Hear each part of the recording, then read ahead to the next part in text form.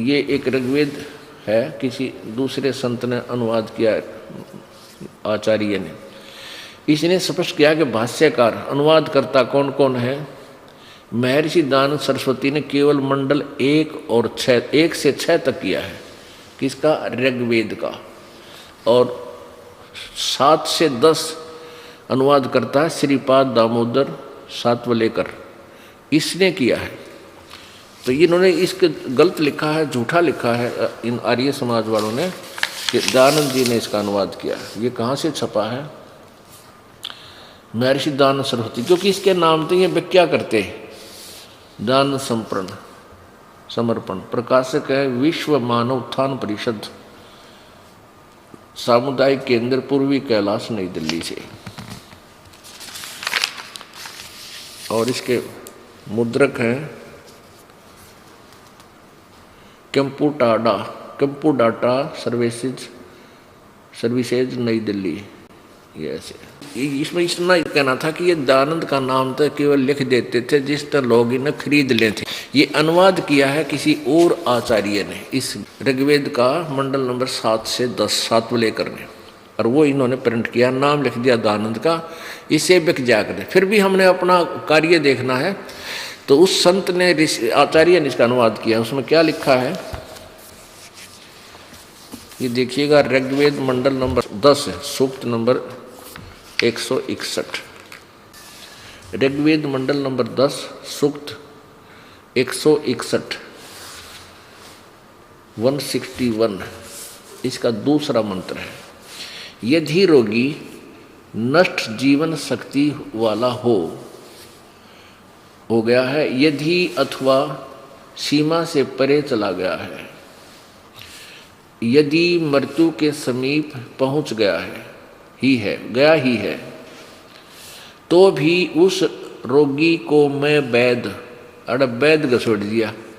ये वैद नहीं होना चाहिए, भगवान की महिमा गारी वैद लिख दिया इन्होंने अपनी ओछी सोच को ऊपर रखने के लिए। क्योंकि ये आर्य समाज के जो आचार्य हैं और दानंद जी की ठुरी है, वो ये बताते हैं कि ऐसे किसी का रोग किसी संत के नाम जाप आशीर्वाद तक नहीं कट सकता। ये तो बकवाद करते हैं, वो पाखंडी हैं, और वो वेदों को सच्चा भी मानते हैं। और वेद कहने लग रहे, ये इसलिए इन्होंने यहाँ वेद लिख दिया कि पढ़ने वाला चक्कर में पड़ा रहेगा। संस्कृत अपने को आवे नहीं थी, हम हिंदी मुश्किल से सीखे थे भारत के स्वतंत्र होने के बाद। तो इन्होंने उस संस्कृत भाषा को जानने का नाजायज फायदा उठा लिया, हमें भ्रमित करते रहे। अब हम संस्कृत भी पढ़ सकते हैं क्योंकि हमारे पास शब्दकोश है, और वो तत्व ज्ञान है परमात्मा का और सब संतों का दिया हुआ, उससे हम इनको सेट कर लेंगे वेदों के अनुवाद को। वेद सही है, मूल संस्कृत ठीक है, मूल भाषा ठीक है उनकी, ओके है, लेकिन अनुवादकर्ताओं ने गलत कर दिया। हम अनुवाद पढ़ा करते हैं, अब हम दोनों पढ़ेंगे, जहाँ भी गलती होगी उसको ठीक करेंगे। यह वेद शब्द गलत लिखा इन्होंने, अब प्रमाण दूंगा आपको, अभी दे दिया, पहले ही नहीं के द्वारा दूसरे आचार्य ने किया, उसमें स्पष्ट किया है, कहीं वेद नहीं, भगवान परमात्मा के बारे में लिखा, इन्होंने वेद लिख दिया कि पढ़ने वाले मूर्ख बने रहेंगे। थारा गजब हो। ये देखो ऋग्वेद वही है, ये मंडल नंबर 10 सूक्त 161 का दूसरा मंत्र। यह लिखा है, उस रोगी को मैं नहीं, वैद नहीं होना चाहिए, मैं भगवान कष्टपद रोग के पंजे से छुड़ा लाता हूँ। 100 शरद ऋतुओं तक, यानी 100 वर्ष तक जीने के लिए इसको बलयुक्त करता हूँ। अब इसी का अनुवाद, यानी एक ही मंत्र को किसने किस ढंग से सोचा और लिखा है, तो हमने देखना है कि उसका वास्तविक अर्थ क्या बनता है। अब वास्तविक अर्थ इसका वही बनेगा जो परमात्मा की महिमा में लिखा है और परमेश्वर ने करके दिखा रखा हमारे को, और जिन संतों ने परमात्मा का साक्षात्कार हुआ है उन्होंने भी यही बताया है, और परमात्मा की महिमा में लिखा। अब इस व्यक्ति ने, इस अनुवादकर्ता ने यथार्थ अनुवाद किया है। अब आपके सामने दिखाता हूँ इसी मंत्र का, देखिएगा। ऋग्वेद भाष्यम,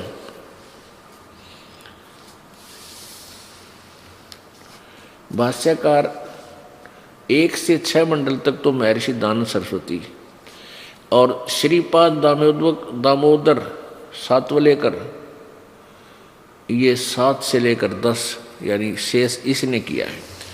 इन्होंने ये कहाँ से छपा भी आपको दिखा दिया था।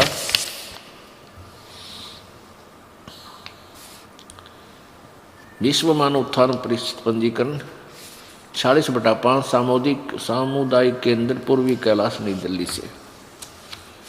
अब इसमें देखना इसने बहुत ठीक किया है।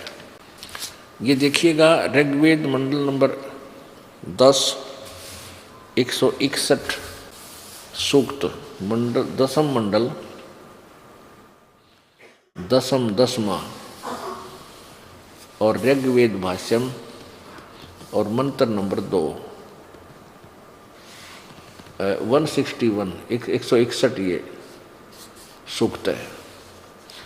इसमें इसने अनुवाद बिल्कुल सही किया है। यथार्थ यदि रोगी की अक्षीण आयु हो गई हो, जिसकी उम्र भी ना रही हो, यदि वह इस लोक से चला गया यानी मर गया है, चला गया है, वो मृत्यु को प्राप्त होकर शरीर छोड़कर अपने कर्म आधार पर कहीं और दुख पाने के लिए चला गया है, और यदि वह मृत्यु के पास पहुंचा हुआ है तो भी उसको मैं मृत्यु देवता नृति के पास से लौटा ला सकता हूँ, उसे छुड़वा लाऊं। देव उस यमराज दौरे थे और उसको 100 वर्ष के जीवन के लिए प्रबल करूँगा। अब इसने सही किया कि यदि वो मृत्यु के निकट पहुँच गया है जो, या कोई मर गया है और चला गया शरीर छोड़ के, उसको भी जीवित कर दूं और 100 वर्ष की उम्र दे दूं, यदि वो सच्चे दिल से भक्ति करता है। ये गुण है परमात्मा के। और क्या क्या करता है प्रभु, वो भी दिखाते हैं आपको। ये आपको फिर ये बड़े वाला वेद दिखा रहे हैं। ये वेद है जो वेद भिक्षु नामक आचार्य ने इसका अनुवाद किया हुआ। ये देखिएगा ऋग्वेद मंडल नंबर 10 सूक्त 161 और मंत्र नंबर 2 आपने पढ़ा। इसने भी बहुत ठीक अनुवाद किया है, लेकिन उसने और भी अच्छा किया है। इसमें देखिएगा मंत्र नंबर 2, यदि किसी रोगी की जीवन शक्ति समाप्त हो यानी उम्र ना रही हो, यदि वह सीमा से परे हो गया हो, पार हो गया यानी इस लोक से चला गया हो, इसका अर्थ ये है वैसे तो, जैसा भी आपने पहले पढ़ा था। यदि वह मृत्यु के सन्निकट चला गया है तो भी उसे मैं भारी कष्टप्रद रोग से के पंजे से मुक्त कराऊं तथा उसे 100 वर्ष के जीवन हेतु बल संपन्न करूं।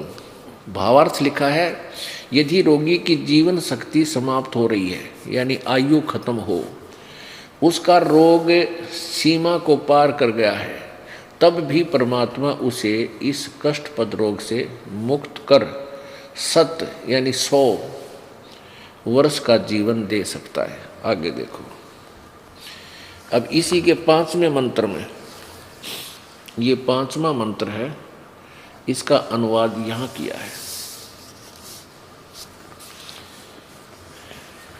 हे रोगी, मैं तुझे रोग के से मुक्त करूं, रोग से तो मुक्त करूं और यानी तुझे मिलूं भीगा, मेरी जो साधना ठीक करेगा तुझे मैं पाऊं यानी मिलूंगा तुझे भक्ति कर, और तू पुनः आ,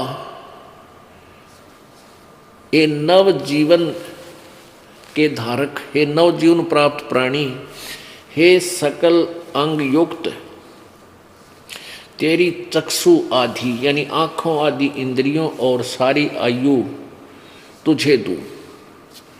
अब इसका अर्थ क्या है?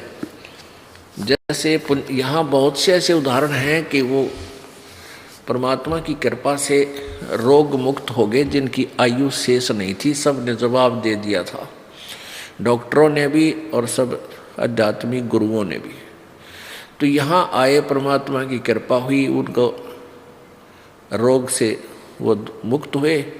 तो उनके बारे में कहता है कि अब तू समर्पण कर मेरे ऊपर, हे पुनर्जीवन प्राप्त प्राणी, हे तुझे अब दोबारा मैंने जीवन दिया है, आगे तेरे को शेष आयु बढ़ाई है, तू समर्पण कर, पुनः आ, यानी पूरी तरह से लग जा मेरे ऊपर, मेरे पर आश्रित हो, भक्ति कर।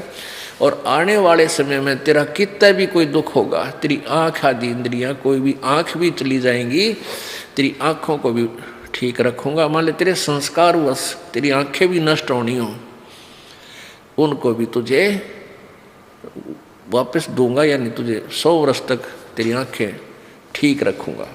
आगे देखो भगवान और क्या क्या करता है। अब देखो परमात्मा की महिमा, कबीर जी की महिमा में क्या लिखा है। ऋग्वेद मंडल नंबर 10 सूक्त 162 के मंत्र 1 में, ऋग्वेद मंडल नंबर 10 सूक्त, यहाँ देखेंगे 63 नहीं, यहाँ 62। इस मंडल 10 के 62 में मंत्र 1 में क्या कहा है। वेद की विधि से रोग कीट आदि कारण का नाशक अग्नि दीपक औषधि नहीं। ये थोड़ी सी अनभिज थे। यहाँ रक्षोहा अग्नि, अग्नि माने परमेश्वर, रोग के से रक्षा करने वाले परमेश्वर इस देह से उस रोग को भगाए जो दुर्नमा, अथवा अग्नि के भगावेगी दुर्नमा रोग तेरे गर्भ और वह योनि में गुप्त रूप से प्रकट हुआ। यानी मान ले कोई भी तकलीफ आपको है, परमात्मा सब तरह से दूर करेगा।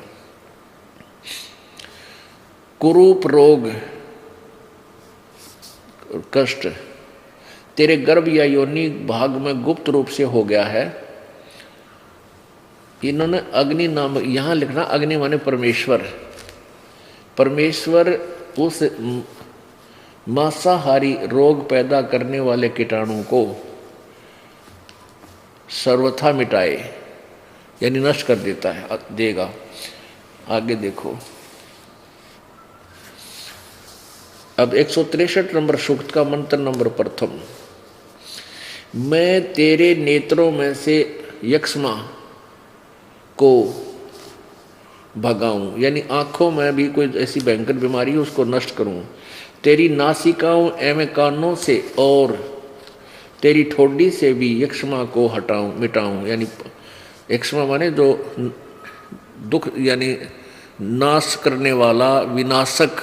जैसे अक्षय रोग कहते थे ना भाई, अक्षय रोग है, ये नाश जीवन खत्म कर देता है, उसको अक्षय रोग कहते थे, जो कति नाश कर दे, मृत्यु ही उसका विकल्प होता है।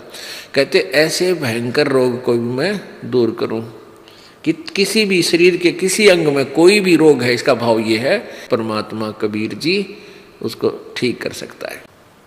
मिटाऊं सिर से यक्ष्मा को, मस्तिष्क से एवं जीभ से भी मिटा दूं।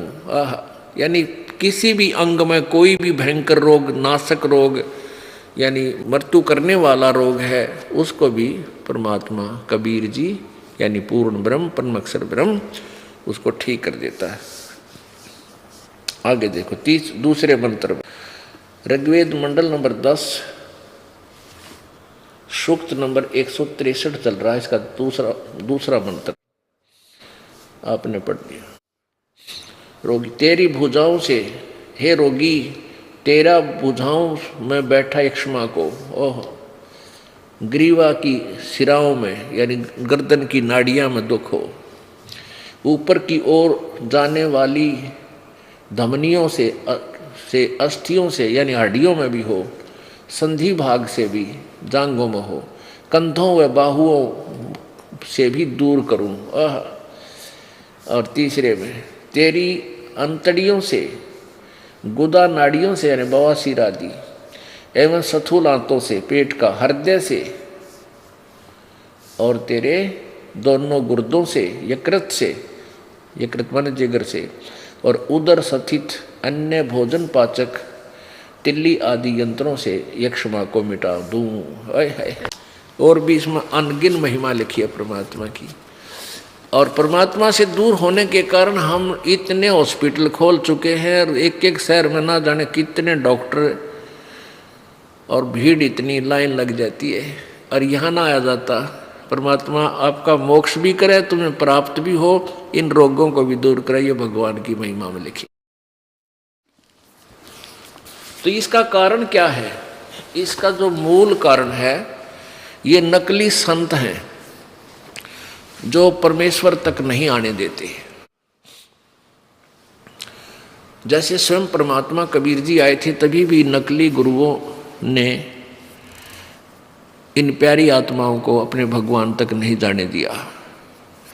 विरोध करते रहे, कबीर झूठा है, कपटी है, ये हमारे धर्म के विरुद्ध बोलता है, जबकि धर्म के विरुद्ध वो खुद बोल रहे थे, क्योंकि वे वेदों और गीता जी और पुराणों के विरुद्ध ज्ञान हमें दे रहे थे। पुण्यात्माओं, ये सौभाग्य है आपका, हम सभी का, कि परमेश्वर ने स्वयं आकर के हमें ये ज्ञान प्रदान किया। अब ये जो 5 दिन का समागम चल रहा है, ये फाल्गुन सुदी द्वादशी, फाल्गुन उतरते की द्वास, इस दिन परमेश्वर, वो दयालु भगवान कबीर देव, कबीर साहब, कबीर जुलाहा, कबीर धाणक अपने सतलोक से चलकर अपनी प्यारी आत्मा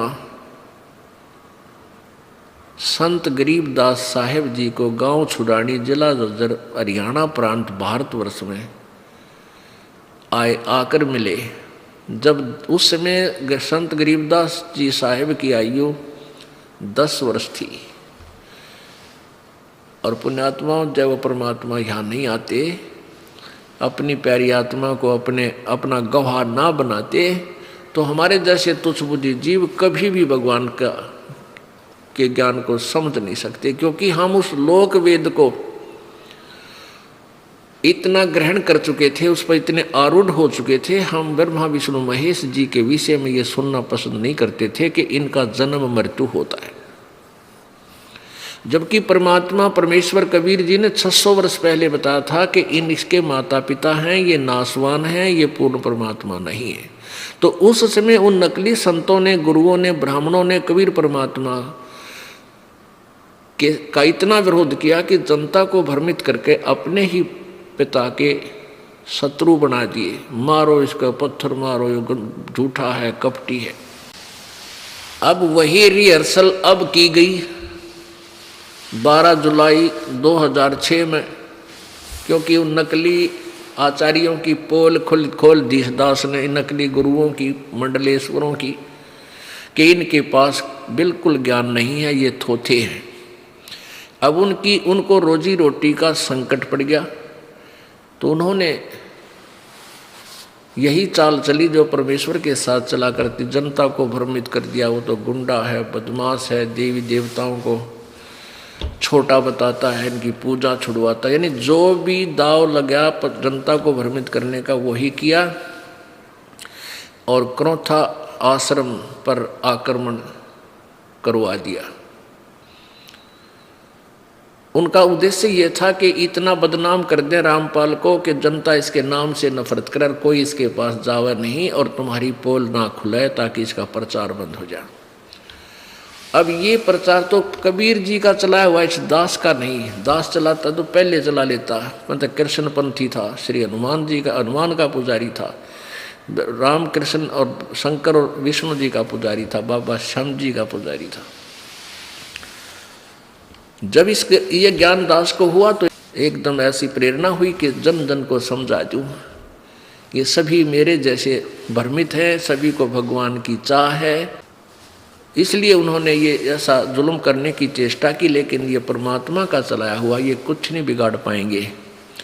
अब ये फिट्टे में हो जाएंगे। जनता बहुत सियानी है, समझदार है और शिक्षित है। जन जन तक दास ने सीडी फ्री, यानी बिल्कुल छोटे नाम मात्र कीमत से कोई 10 रुपये में, कोई 15 रुपये में।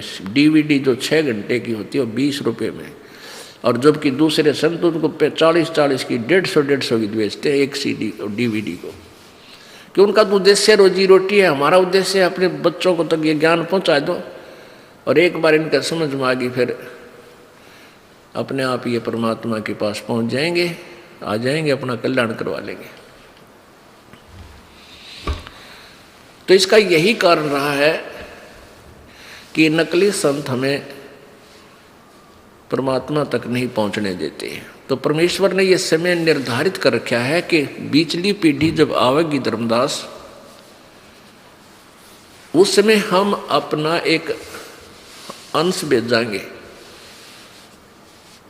और फिर इन सभी जीवों को, सभी प्राणियों को अपना यथार्थ ज्ञान देकर और सतलोक ले चलेंगे। ये सभी पंथ नष्ट हो जाएंगे, अब कोई पंथ नहीं रहेगा। कुछ दिनों में आप देख लेना, समय भले ही लग जाएगा, लेकिन कोई भी अलग से भक्ति चाहने वाला ग्रुप नहीं रहेगा। वो राजनीतिक ग्रुप तक कितने बन जाइयो। अब ये संत क्या करेंगे, अपने अनुयायियों को अपने पीछे लगाए रखने के लिए अपनी एक राजनीतिक पार्टी बना लेंगे, और इन भोली आत्माओं को चाहेंगे कि हमारे पास फंसी रहें। लेकिन जब ये ज्ञान, तत्व ज्ञान सब तक पहुंचेगा तो वो फिर उनको वहाँ से भी वापस आ जाएंगे, अपनी भक्ति करेंगे, कल्याण करवाएंगे। वो दिन दूर नहीं है, क्योंकि परमात्मा, कबीर जी ने 600 वर्ष पहले कबीर सागर में कहा कि धर्मदास, एक समय बिचली पीढ़ी का जो समय आएगा, पूरी पृथ्वी पर मेरा ही ज्ञान रहेगा और कोई ज्ञान नहीं रहेगा। और ज्ञान सब ज्ञानड़ी, ये कबीर ज्ञान सो ज्ञान, जैसे गोला तोब का भाई करता चले मैदान। और ज्ञान सब ज्ञानड़ी, और कबीर जी का ज्ञान ये तत्व ज्ञान है, ये ज्ञान सो ज्ञान, ये ज्ञान है वास्तविक।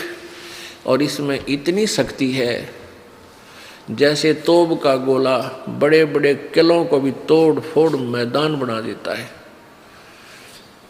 ऐसे इन काल के दूतों के नकली किले जो इन्होंने पंथ बना रखे हैं, ये परमात्मा का ज्ञान रूपी गोला उन पर गिरेगा और वो तैस नैस हो जाएंगे। ये थोड़ा ही समय शेष है।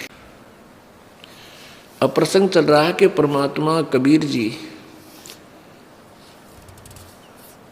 स्वयं आकर के अपना वास्तविक ज्ञान हमें बताते हैं, जिस कारण से वो दयालु परमात्मा हमें अपने ज्ञान से अपने साथ लगा करके सतलोक ले जाते हैं। परमेश्वर कबीर जी चारों युगों में आते हैं। सतयुग में सत्सुकृत नाम से, त्रेता में मुनिंदर नाम से, द्वापर में करुणामय नाम से, और कलयुग में अपने यथार्थ नाम से आते हैं, कबीर नाम से।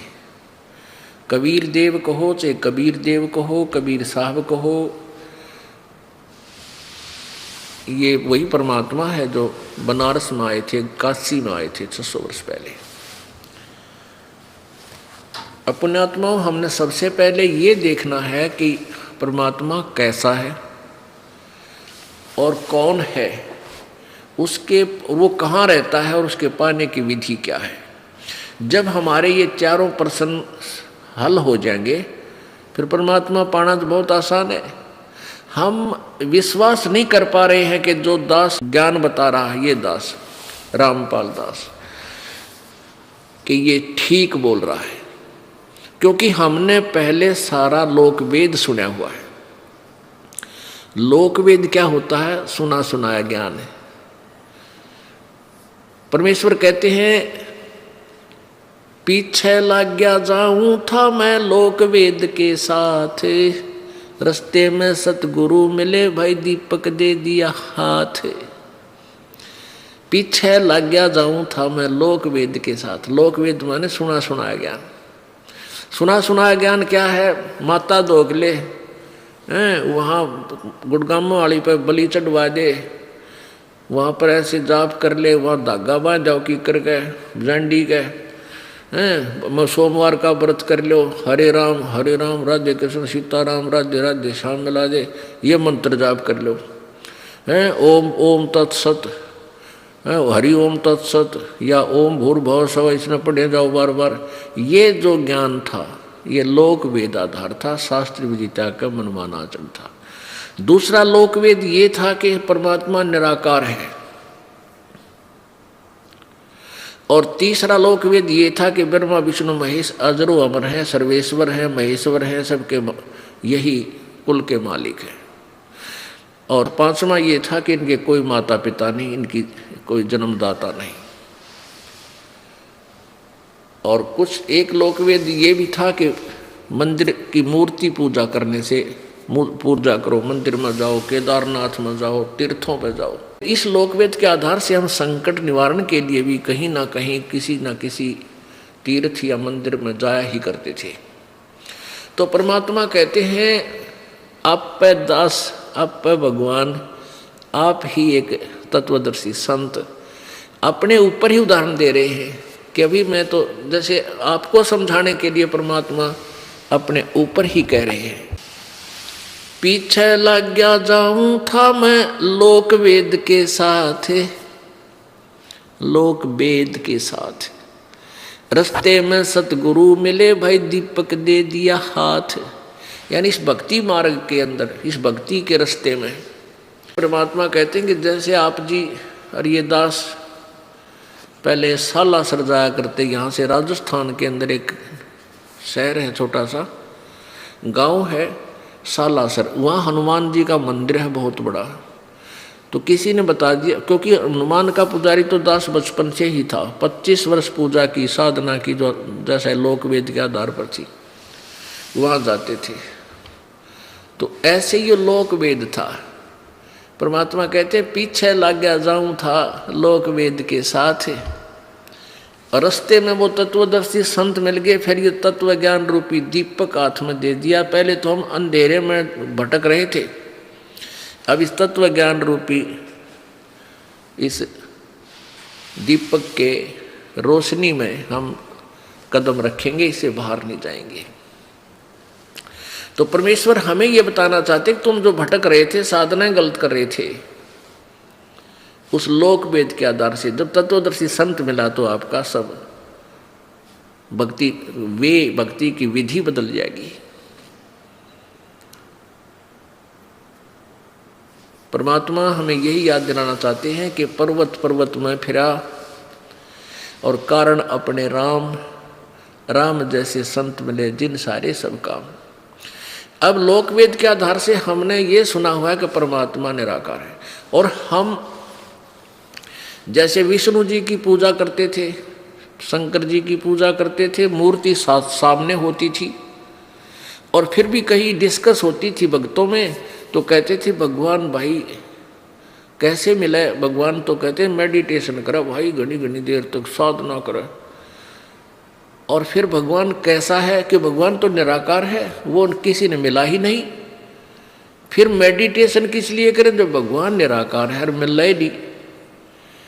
एक ना भूला दो ना भूली, भूली सब संसारी, सारा संसार भूल रहा है।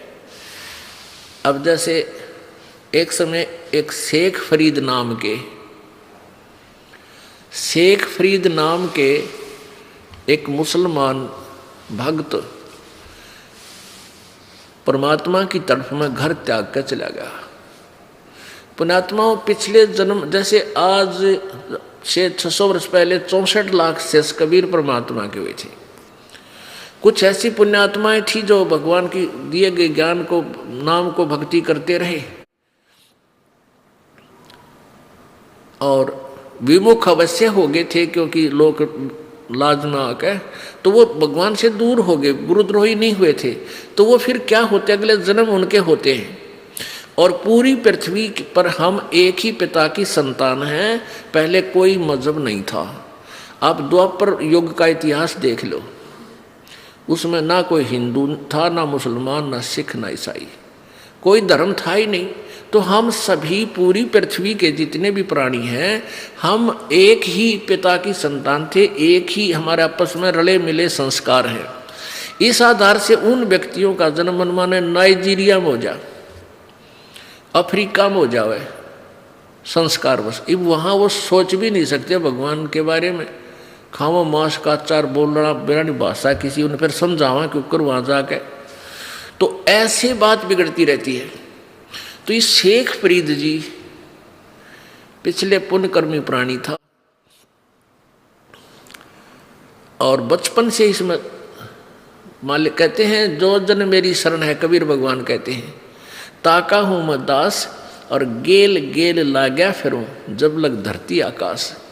जो बच्चा गौ की नजर में न्यू साईं को संत और भक्तों के पीछे फिर वो भगत वत्सल भगवंत। शेख फरीद जी छोटे से थे, 4-5 वर्ष के, और शरारती गणे थे वह। उनकी माताजी दुखी हो जाती थी, वो इतनी शरारत करा करता।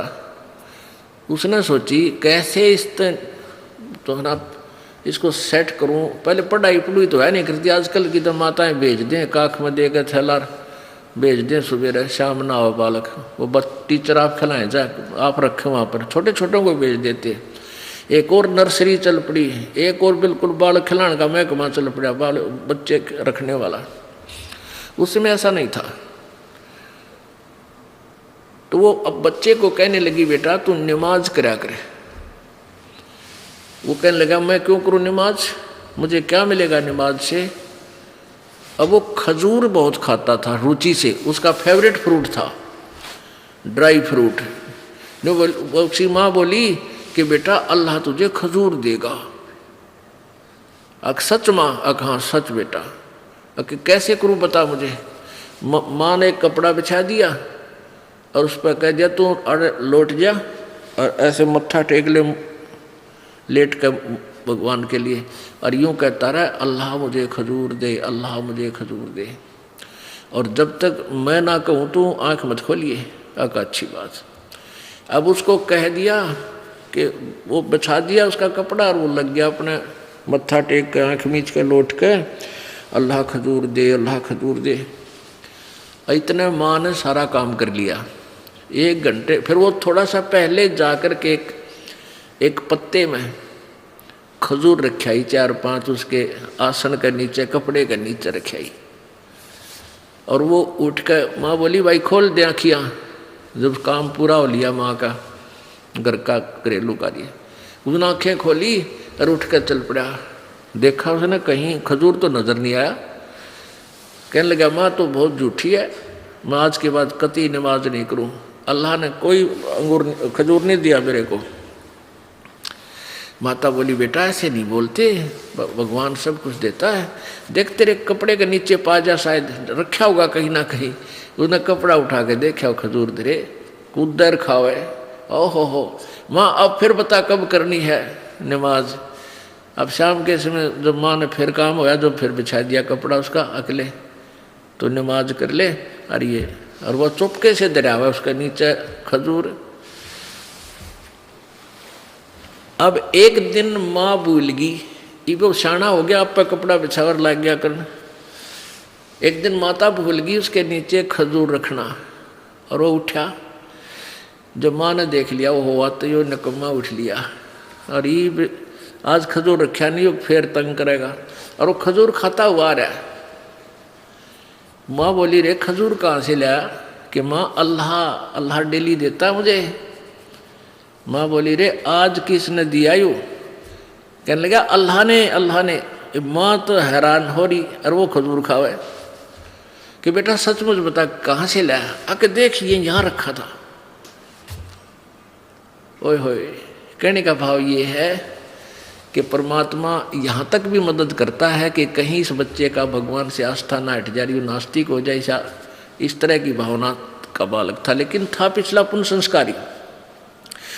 तो कुछ दिनों के बाद इसी प्रेरणा से, क्योंकि परमात्मा की चाह थी, उसको घर त्याग दिया और फक्कड़ फरीक फकीर बन गया। और ऐसे ही भटकता हुआ उन मुसलमान फकीरों संतों के पास जाता रहा। लास्ट में एक बहुत सुप्रसिद्ध संत था कि वो बहुत सिद्धि युक्त है, उसके पास पहुंच गया, तपस्वी था। अब उसने उस संत ने शेख फरीद जी को जैसा भी मार्गदर्शन किया, उसने उसका तय दिल से पालन किया। क्योंकि जिनको भगवान चाहिए वो पीछे नहीं हटते। जैसे डॉक्टर जैसी भी औषधि देता है मरीज को, मरीज तो खाएगा, तेरा रोग कट जावे। वो रॉन्ग है या राइट है वो उसका दुर्भाग्य है कि किसी गलत वैद्य का फंस गया। वो बहुत ही नम्रता से और बहुत ही समर्पण भाव से गुरु जी की आज्ञा का पालन करने लगे। वहाँ 8-10 शिष्य रहते थे उस आश्रम में जहाँ वो संत रहता था। तो उन्होंने क्या कर रखा था, जैसे प्रतिदिन सोमवार को इस भक्त की ड्यूटी है जो गुरु जी की सारी सेवा करेगा, सुबह नवावेगा, कपड़े धोएगा, रोटी खवावेगा, खाना बनावेगा और हुक्का पिया करता वो उनका गुरुजी, और इसके हुक्का भर के हुक्का पिलाओगा। यानी पूरे दिन की सेवा एक की बांट दी थी। और उन समर्पण भाव को देख करके शेख फरीद से वो संत अधिक प्यार करता था। यानी जहाँ भी कोई बात अधिक होती थी उसी को से सराय लेता था, उसी से कहने को करने को कहता था। कुछ दिनों के बाद वो आश्रम में रहने वाले दूसरे भक्तों में ईर्षा होगी कि गुरु जी तो इसको ज़्यादा पसंद करते हैं, इसको नीचा दिखाओ। एक दिन क्या हुआ, वर्षा का मौसम था। एक दिन उसकी ड्यूटी जब आई तो दूसरे भक्तों ने ईर्षावश उसको नीचा दिखाने के लिए क्या किया कि वो हुक्का पिया करता गुरु जी, और खाना खाने के तुरंत बाद वो हुक्के की डिमांड करता था। जब 2 मिनट लेट हो जाता सेवक डंडा रखा करता उसको, पहले तो 5-4 डंडे ठोकता, इतना क्रोधी था। क्यों, तपस्वी में क्रोध कुदरती बात है, ये तो नरे बम्ब बने हैं। तो उसका डंडे मारता 5-7 और कई दिन सेवा नहीं देता था उसको। तो उन्होंने ये सोचा कि इसके साथ ऐसा करेंगे कि गुरुजी नाराज हो जाए। जो ही उसने एक अग्नि तैयार कर देते थे, पहले हुक्का भरने की अलग से आग तैयार करते थे, तो उसने आग तैयार कर दी। आग तैयार होने के लिए वो लगा दी लकड़ियाँ कि इतने खाना खिलाऊंगा तब तक हुक्का भरने योग्य आग हो जाएगी, अग्नि हो जाएगी। और दूसरे शिष्यों ने क्या करा, उसको बुझा दिया, पानी गिर दिया। अब शेख फरीद तो खाना खुना खिलाकर निश्चिंत आराम से फिर हुक्का की चिलम लेकर चला। देखा तो वहाँ तो आग नहीं भाई। उसको पता था कि आज तेरे सारे नंबर कटेंगे और गुरुजी नाराज हो गए, तेरे पीछे रह गया कि आया था भगवान पाने के लिए और गुरुजी रुष्ट हो गए तो भगवान रुस गया, क्योंकि ये नियम है। और श्रद्धालु फिर जो जिसने भगवान चाहिए वो अपना परमात्मा भी कहते हैं, हरि रूठे गुरु ठोड़ है, गुरु रूठे नहीं ठोर है। उसने देखा भैया तो बात बिगड़ गई। उसको ये नहीं था कि किसी तेरे मित्र ने साथी ने ऐसा कर दिया। उन्होंने सोची वर्षा का मौसम है और आग खराब होगी, सलगी को नहीं बनी नहीं। तो वो सामने 1 किलोमीटर की दूरी पर गांव था, वहाँ धुआं उठ रहा था। एक घर में चलम हाथ में लेकर स्पीड खींच दी, दौड़ खूब दौड़ लगा दी और दौड़ा दौड़ा वहाँ गया। एक माई जो थी वो अग्नि जलावे थी, फूंक मारे थी, आंखें लाल हो रही उसकी धुएं में, और वो कभी जलर कभी बुझ जा।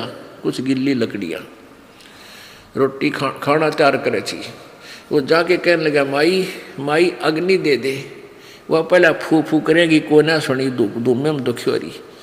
नो बोली आग न्यो ना बनती, आँख फुड़वा ले, आँख फुड़वा का आग बनती है। तो ने बोला, माई कौन सी आँख फुड़वाऊँ, दाई आँख फोड़ ले। वह थी ने कमी हुई कह दिया उसने, सो गुस्से में हो रही थी। उसने चमटा देगा दाई आँख में और आँख बाहर काट के गिर दी। ले भाई मैंने आग दे दे। अब उस माई ने देखा कि बाबा जी ने तो सचमुच आँख काट दी। वह डर गई। अगे इनके गुरु जी तो बहुत सिद्धि वाले हैं और तेरे कारण इनकी शिष्य की आँख फूट गई, तेरा नाश करेगा।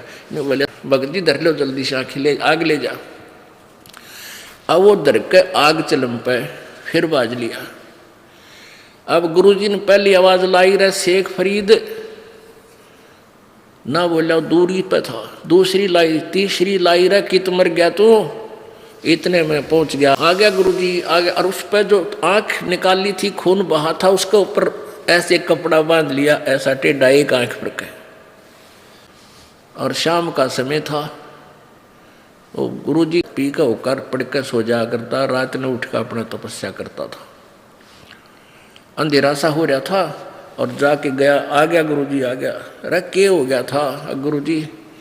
वर्षा का मौसम था, यहाँ आग बनी को नहीं, यंगनगर से लाया हूँ भाग के दौड़ के, थोड़ी सी देर होगी, क्षमा करना। कोई बात ना बेटा। बोला रे ये कपड़ा सा के बांध रहा है तू? कुछ ना गुरुजी कुछ ना गुरुजी, ऐसे ऐसे नु कह टाल गया। और गुरुजी का नींद का नशा हो रहा था, पी के वो उकड़ा और तो सो गया। अब सुबेरे वह माई आई, उठ के क्षमा याचना करके आती हूँ उनके गुरुजी से, मेरे पर गलती होगी। वो महाराज जी के पास आकर बोली, महाराज जी माफ़ कर दो, मेरे से गलती होगी, आपका बच्चा गया था और मैं दुखी हो रही थी, धूम में से आंखें अग्नि जलाना चाहूँ थी, जला नहीं थी, और मैंने ध्यान दिया नहीं, वैसे क्रोध में कह दिया, आग जमने लगी, जब आँख फूट जा। ये नहीं बोला कौन सी, आपका चेला बोला कि कौन सी आँख फोड़ूँ माई, मैंने तो वैसे ही कह दिया दाई आँख फोड़ दे। इसने दाई आँख काट के मेरा आगे धर दी, मैं तो महापापण हूँ, क्षमा कर दो। अब गुरुजी सोचे क्या कह रही है यार, उसको पता नहीं है क्या क्या बात होगी। उस शेख फरीद बुलाया, अरे क्या बात है बेटा इधर आ। तो माई कह रही थी आपके बच्चे की यह आँख ले, वो कपड़ पर धर जाएगी ढक्कन पर, यह आँख ले लो, यह आँख काट के धर दी।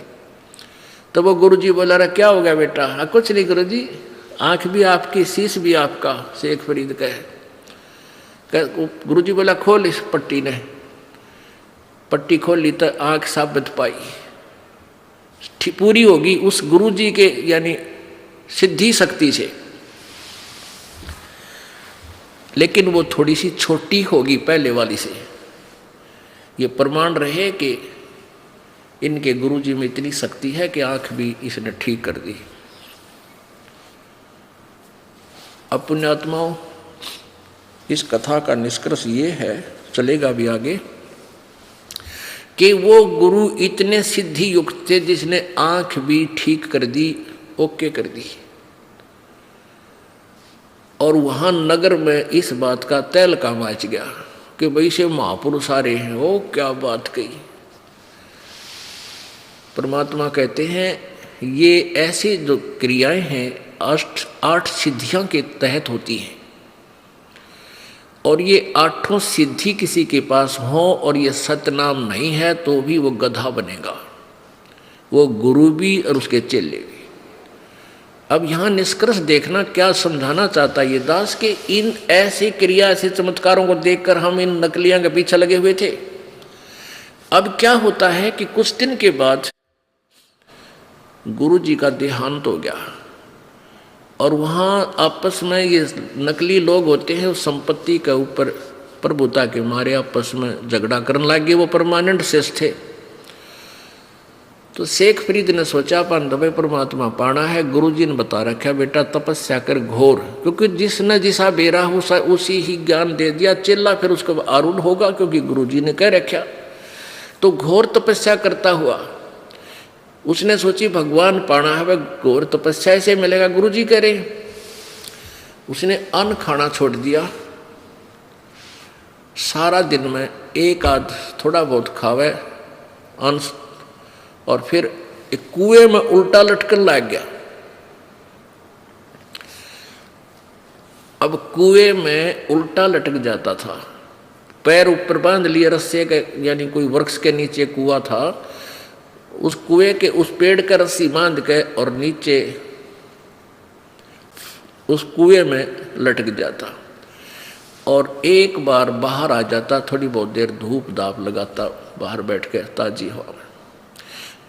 12 वर्ष तक ऐसी क्रिया करता रहा, और अंत में इतना वीक शरीर हो गया, कमजोर हो गया कि मांस कहीं शरीर पर नहीं, अस्थि पिंजर रह गया, हार्ड दिखाई दे, और लेटा हुआ था बाहर ऐसे।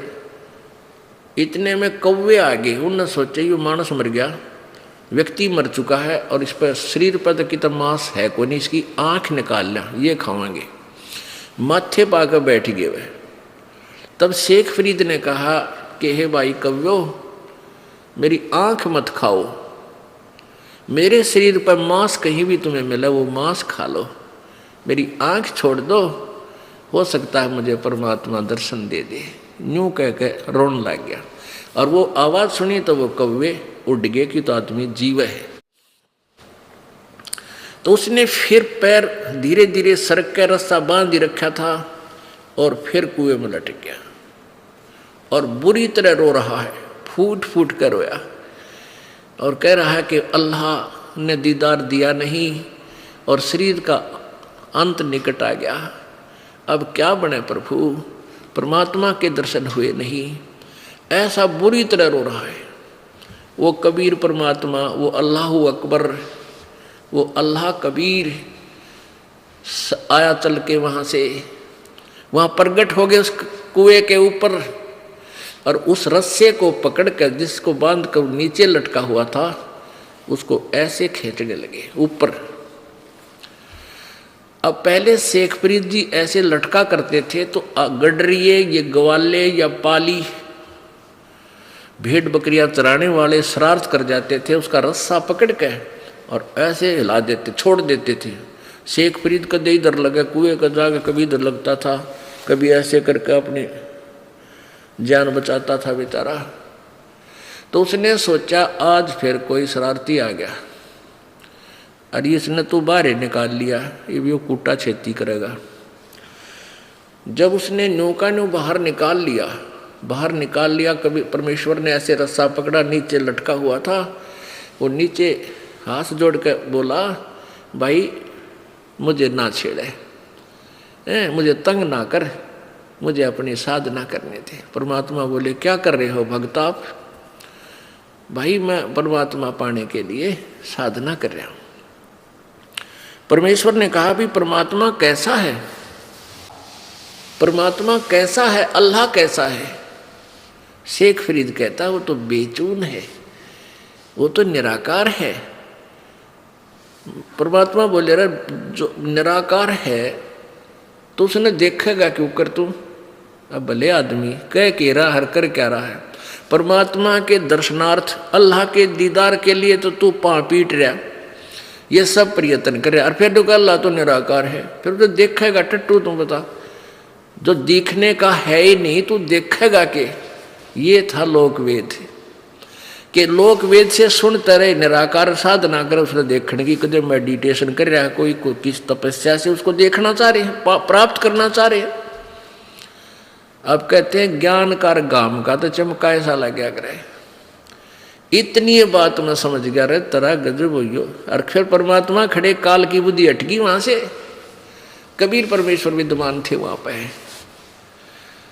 तो एकदम बुद्धि ने काम करा रहा सच्चे तेरा गजब हो। एक तरफ तो हम उसने बेचून का वहां निराकार है और फिर उसे देखने के लिए शरीर नष्ट करने लग रहे। पैर पकड़ दिया उसने, न्यू का न्यू नीचे के नीचे लटके हुए ने कबीर परमेश्वर के चरण पकड़ लिए। उसने ये सोचा कि ये अल्लाह नहीं है तो अल्लाह का जानकार खास है, बाखबर है।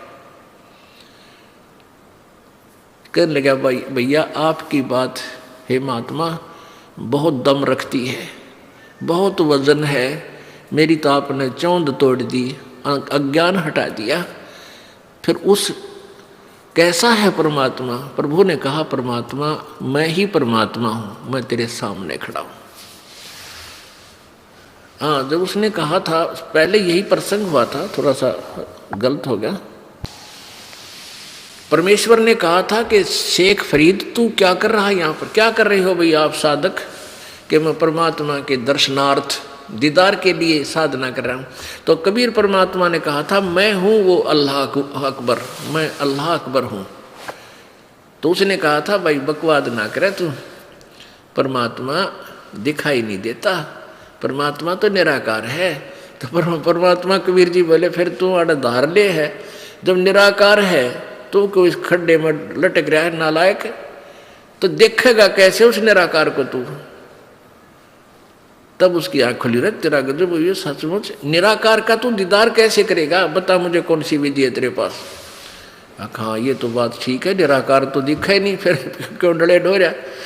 तब उसने पैर पकड़ दिया कि मुझे एक रास्ता बता दे। परमात्मा बोले आजा, मैं तुझे विधि बताऊंगा, उस विधि से प्रभु प्राप्ति होगी। पुण्यात्माओं, हम इस लोक वेद के आधार से अटके हुए थे, किसी के पास कोई ज्ञान नहीं था, सभी परमात्मा की तरफ में लगे हुए थे।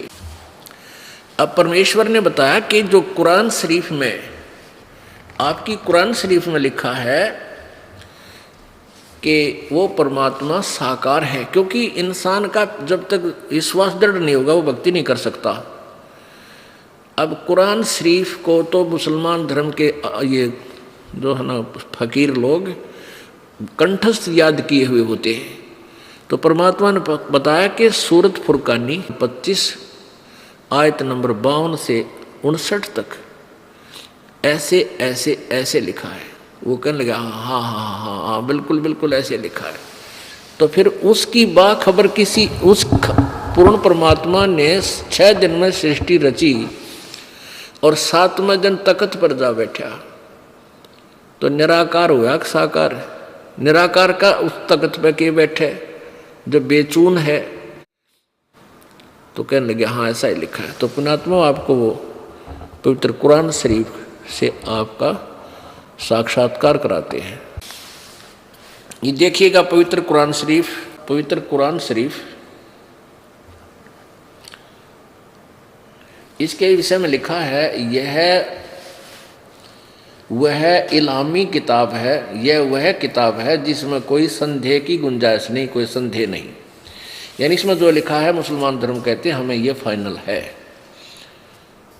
ये इसका नंद कुमार अवस्थी ये रूपांतरकार है। शास्त्रीय अरबी पद्धति पर नागरी लिपि में, अरबी भाषा से ये नागरी लिपि में अरबी भाषा में लिखी हुई थी, तो हिंदी भाषा में इसका अनुवाद किया गया है। शेरवाणी संस्करण।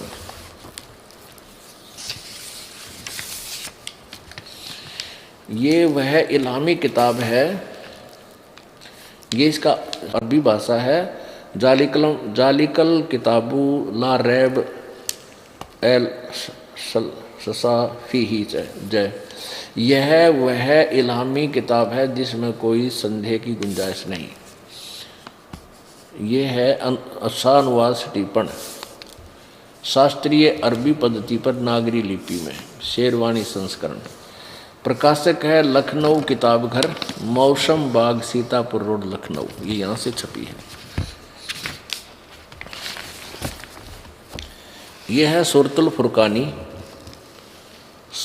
फुरकानी 25 पृष्ठ नंबर, ये कुरान शरीफ है, पृष्ठ नंबर 604 पे नीचे देखेंगे। ये तो है उर्दू भाषा, अरबी भाषा उर्दू में, लिपि उर्दू है, भाषा अरबी है यहाँ।